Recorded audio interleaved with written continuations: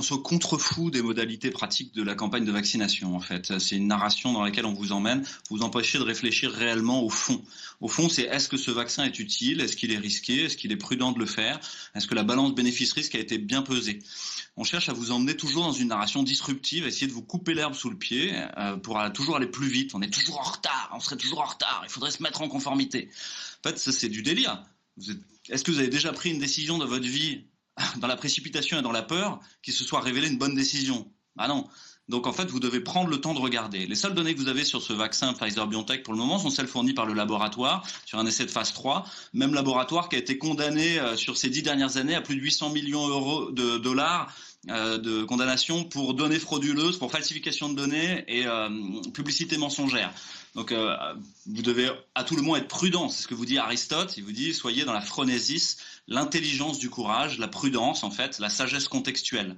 La sagesse contextuelle, c'est de regarder, c'est sûrement un très bon outil que les vaccins dans cette histoire, mais ce vaccin-là, vous n'avez aucun recul dessus. Donc en fait, vous devez regarder l'efficacité chez les plus de 75 ans par exemple dans les 7 phases 3, l'intervalle de confiance va de -12 à 100. Et donc en fait, vous pouvez pas conclure, c'est absolument pas significatif. Vous savez même pas si ça protège ou si c'est toxique.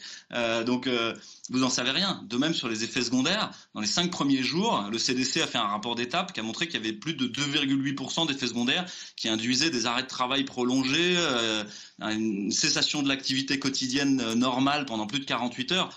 Donc attendez, restons calmes quoi. Regardons, soyons prudents en fait. Et donc moi je suis très content que ça patine au démarrage parce que ça permet de protéger mes concitoyens et de leur laisser aller regarder en face quelles sont les vraies datas dont on dispose pour savoir si ce vaccin est sûr, s'il est efficace et si on ne devrait pas prendre son temps. Et puis les laisser regarder autre chose, c'est toutes les thérapeutiques alternatives qui sont en train de se faire jour au cours des études, que ce soit le cuivre, la vitamine D, la vitamine C, l'hydroxychloroquine, le zinc, le Zithromax et l'ivermectine.